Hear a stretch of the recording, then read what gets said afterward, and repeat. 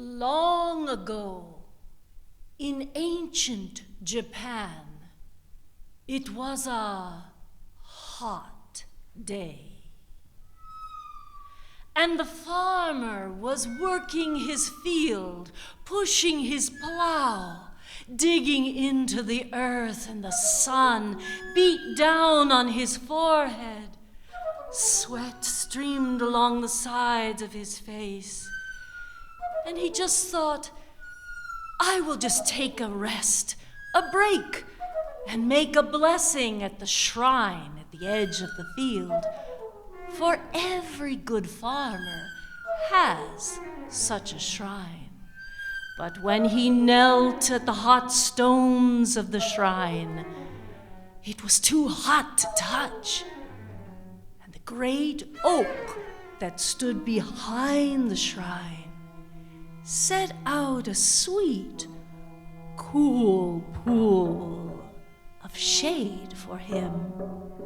The oak's roots came up out of the earth, beckoning to him like his own mother's arms. Covered in moss they were.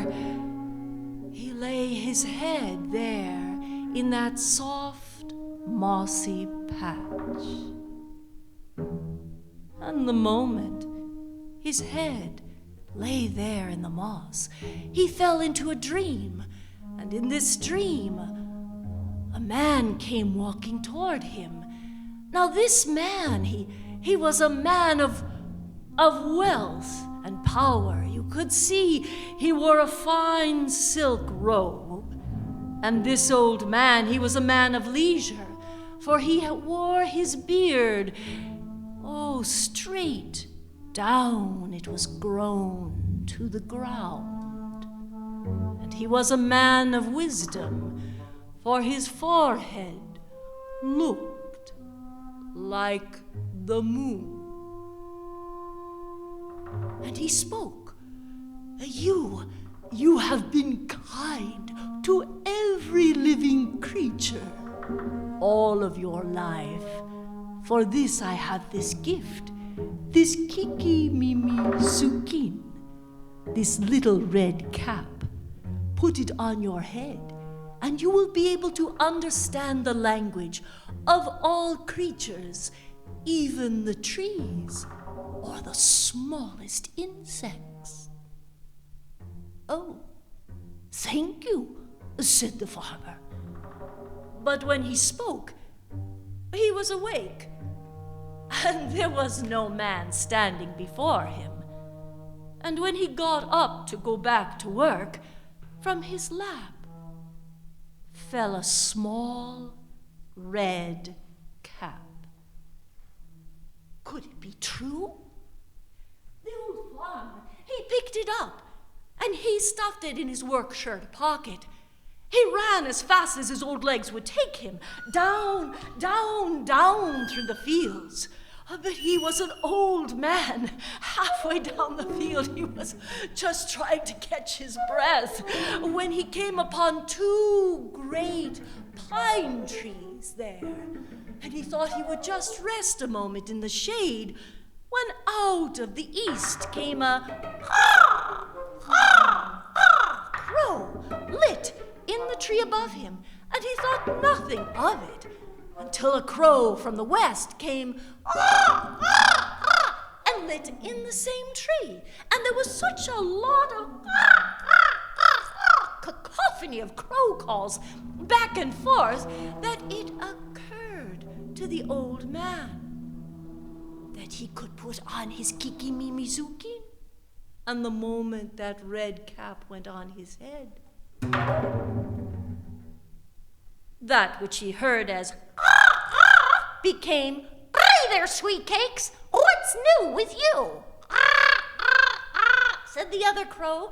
"Not much, not much. What's new with you?" "Not much. Wait a minute. There is some news from my village. There is a wealthy man. He had his gardener cut down the cypress tree." said the crow from the west. "Aren't human beings foolish?" "That that's not even the worst of it. You have not even heard the worst of it. No, then the wealthy man had his gardeners build a tea house there over the cypress. And every time the cypress sends up a new shoot, the gardener comes and cuts it right off. Ah, ah, ah, said the crow from the west.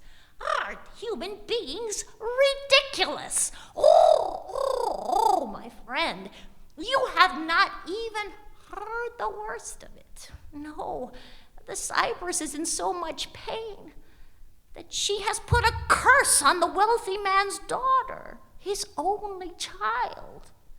And she is so ill, some fear she will die. Said the crow from the west. Aren't human beings stupid? Oh, aren't they ever? Aren't they ever? And the two crows, they flew off.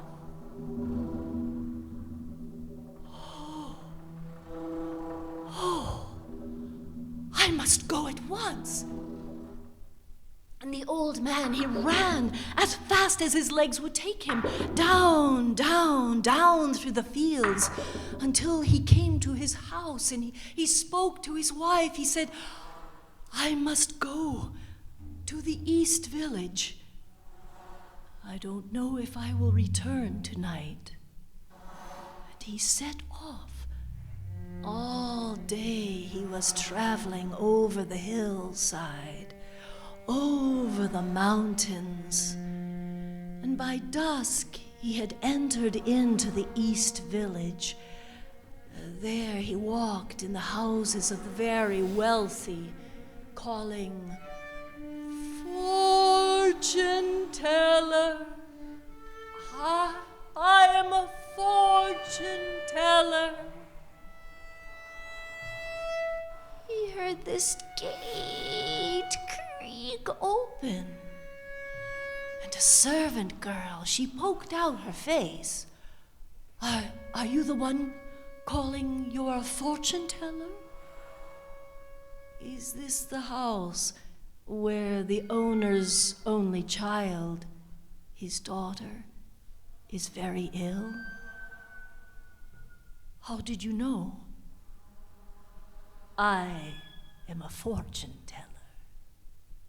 So he was brought there to the wealthy man. You can imagine. There he stood, the farmer, a man of rags, before the man of wealth and power.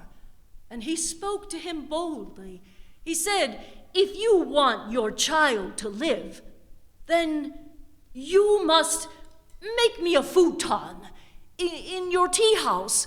The tea house that you just had built in your garden where you had the cypress tree cut down. The wealthy man could not believe that this stranger knew all of these details of his home.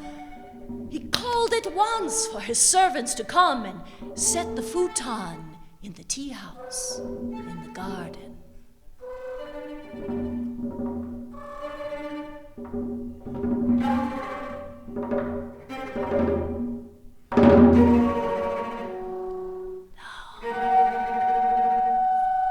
When the farmer was alone in the garden, he could hear wind, strange, because you could not feel any wind.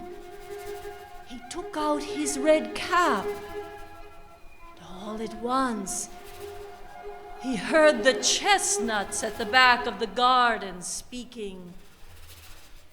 Oh, Sister Cypress, you will be out of pain soon. And then under the floorboards came such a low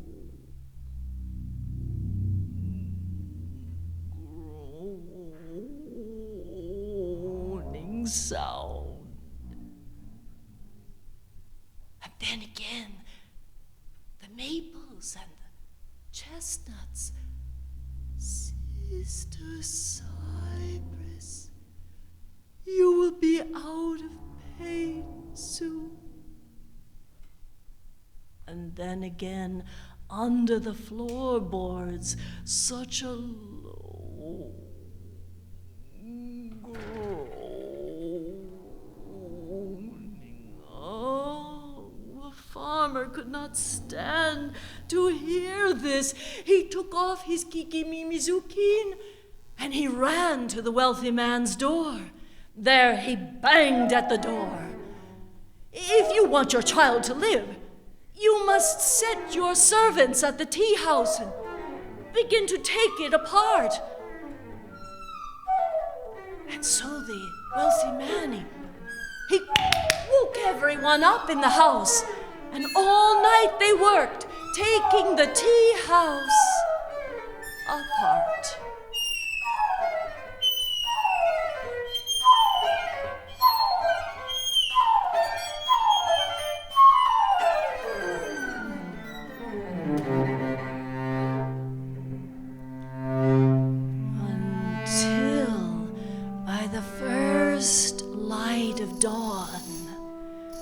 Cypress stump was exposed to the morning air. She sent up one small shoot, a sprout.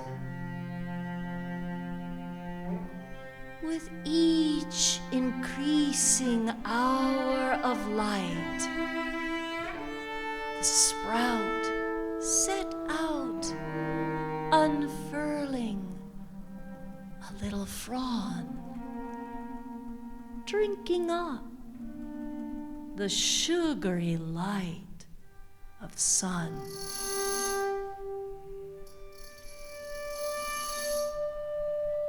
By late morning, the little girl sat up in bed, as if nothing had ever been wrong with her. By the afternoon, she was demanding her friends come over to play. You can believe me that when the wealthy man saw this, why, he paid the old farmer sack upon sack upon sack of gold. And so it was that the old farmer and his wife, they did not live their elder years toiling so against the earth. For he became known as the fortune teller, and wherever there was illness or disease, why, they would always call for the old fortune teller, and he would listen to the people's troubles. Then he would put on his kikimimizuki and sit out among the trees.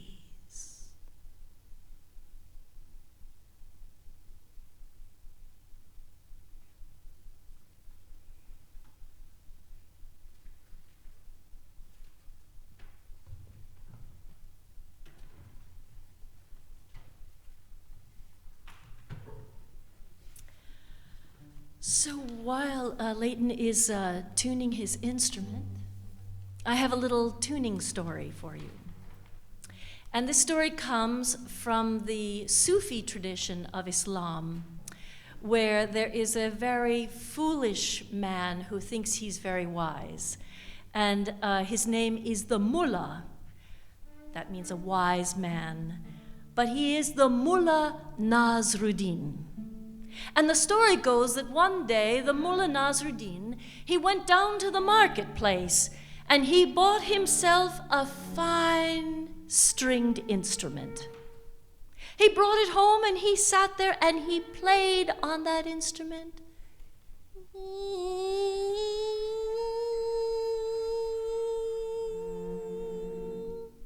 He played all afternoon on that instrument. He played deep into the evening on that instrument.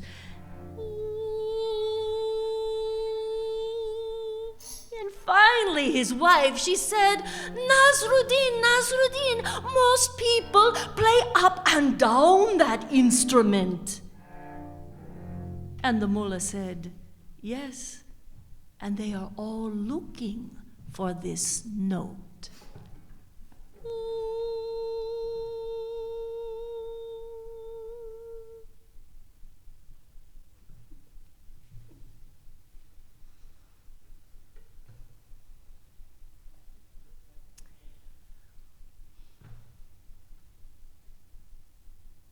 Among most native tribes, they tell of the time, the long ago time, when the earth was sweet and green. Long before the coming of us, the two-leggeds. It was a time when there were only animal people. There were the great big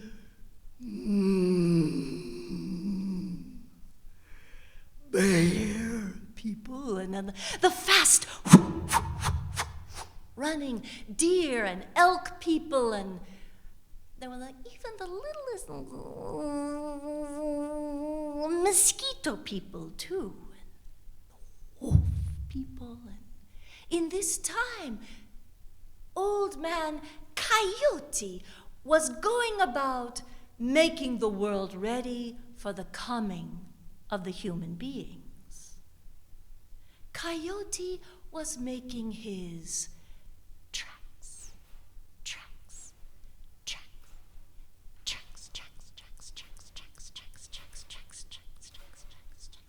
Hitolaitsana, Itsiaya.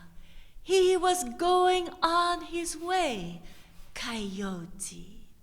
He made his tracks way down into Northern California, down into those soft green rolling hills of Northern California. And he came down into one valley where there was a whole village of animal people there. They were all staring up at the sky, and they were moaning.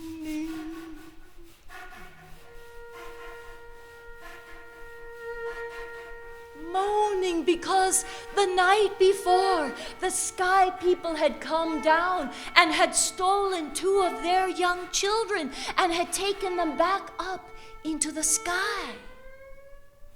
And they wanted them back. How were they going to get them back? Coyote said, this is no problem. I know what to do. I always know what to do. We will just make some rope. We will throw it up to the sky.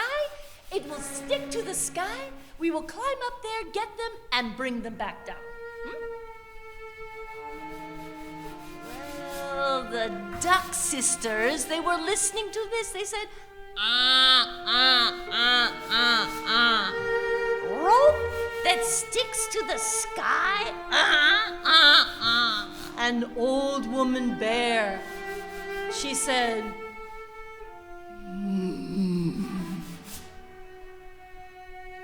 rope that's strong. She could not see it. But Coyote sent everyone off to their lodges to make their rope. And Coyote, he was making his rope too. And the whole time he was making that rope, he was talking to himself about how good his rope was. He said, look at this rope, huh? I am making really good rope. My rope is the best rope. And the whole time he was talking, he never heard the voice of little Spider. Ixa. She came right next to Coyote. She said, hey, Coyote, waving all 8 of her arms and legs.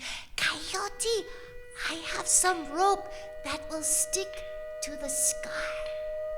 But Coyote was so busy just working on his rope, he never heard little Ixa's voice. And when the time was right, and all the people gathered around, Coyote said, I will throw up my rope up first. My rope is the best rope. And Coyote took that rope and he threw it. And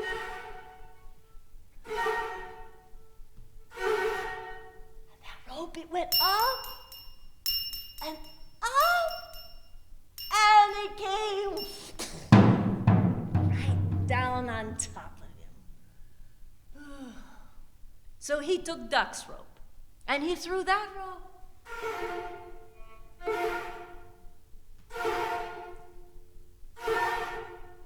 And that rope too, it went way. Woof.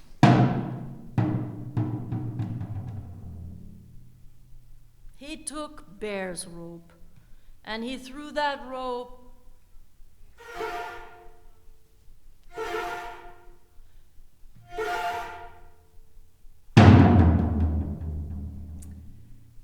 There wasn't a lot of hope for that rope. And here came Ixa. She had gone to everybody's lodge, and she had woven a little bit of their rope into her rope. And she said, "Hey, Coyote, I have some rope that will stick to the sky." And Coyote was so busy telling everybody what to do, he never heard her little voice. It wasn't until Eagle, the one who sees everything, said,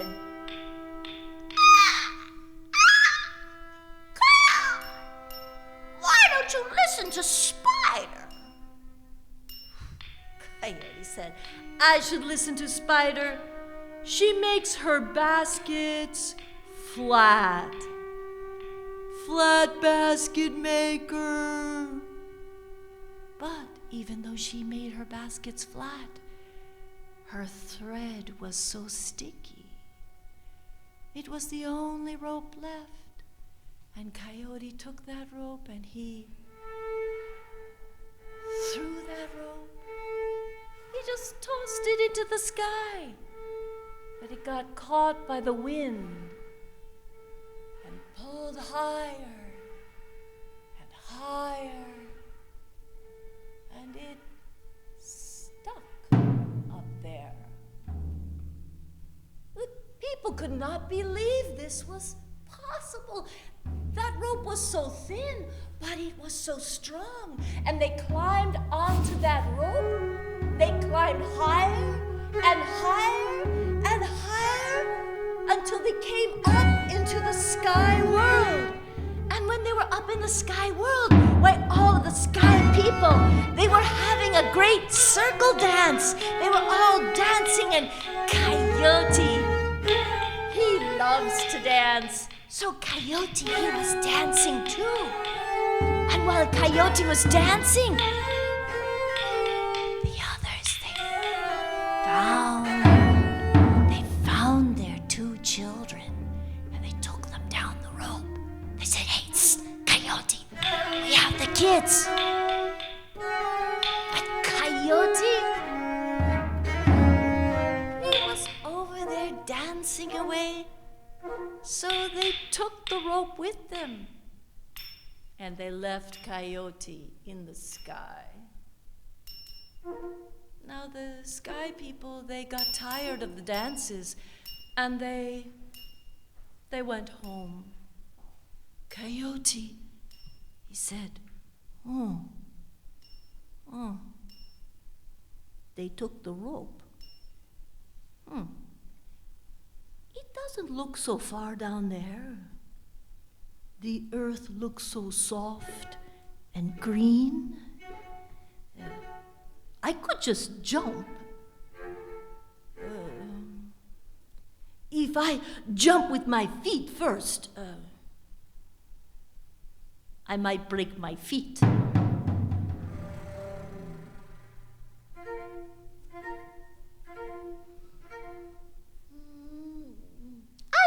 I know. I will jump with my head first. That way I won't break my feet. I just could break my head.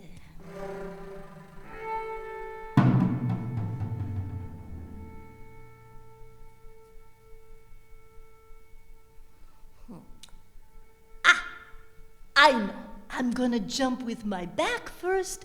That way I won't break my feet. I won't break my head. I could break my back.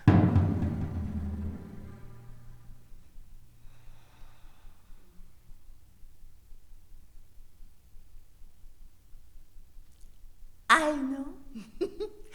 I'm gonna jump with my eyes closed, and since I can't see what's happening, nothing bad will happen to me.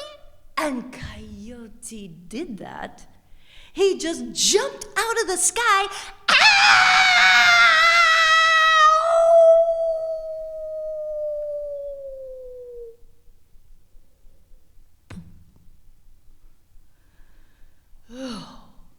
He was carried by the wind, and he landed in the deserts of Nevada.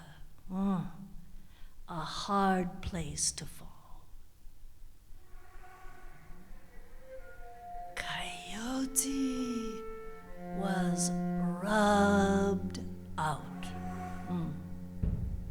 I mean, he was dead. And after a while, he started to smell bad.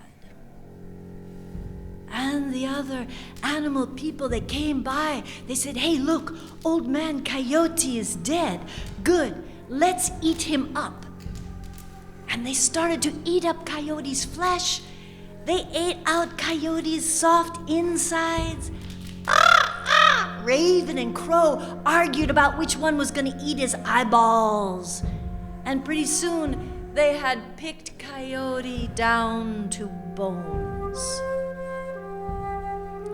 And even then, you cannot forget the littlest people, the insect people. They came by and they were nibbling little holes in those bones. And then time passed. And late one afternoon,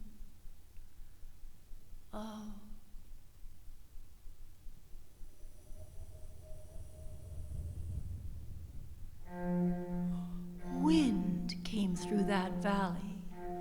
And that wind, it caught in those coyote bones. And those coyote bones, they began to sing.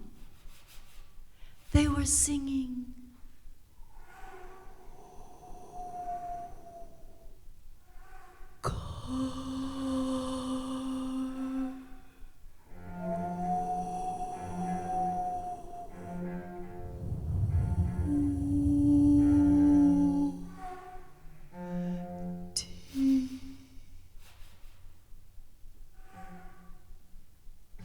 Fox, Coyote's little brother, heard those bones singing off somewhere, and Fox came to that place. He said, "Yep, Coyote has been fooling around again." And so Fox, he just hopped over those bones. He hopped back and forth and back and forth, side to side to side, until all of the 4 directions had been honored, and Coyote's bones just came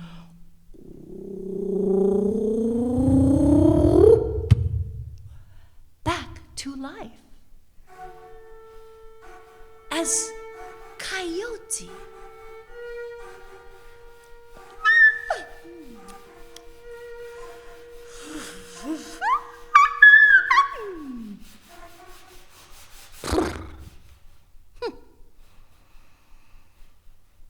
I have had a long sleep.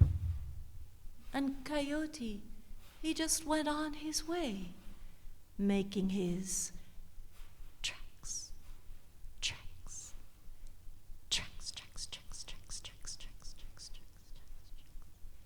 Hitolaitzana, Itziai.